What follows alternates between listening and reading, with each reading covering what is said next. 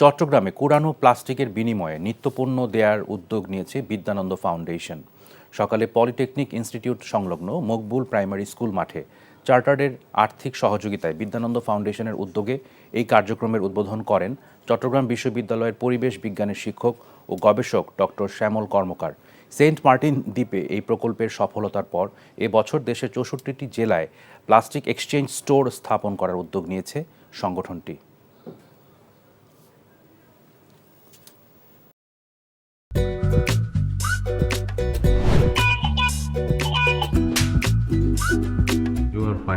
লোকটা এক মেন্টাল। নিশ্চয়ই এই লোকটা প্রতিদিন বউয়ের সাথে উড়া ধুরা ঝগড়া করে আসে।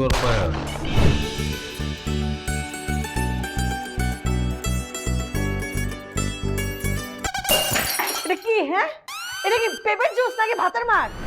করলার জুস আবার কেন? কালকে খেলাম। ডাক্তার তোমাকে 3 বেলা খেতে বলছে, আমি সেখানে 1 বেলা দিচ্ছি। 3 বেলা করে দিব? আমার অপরাধটা কি ছিল?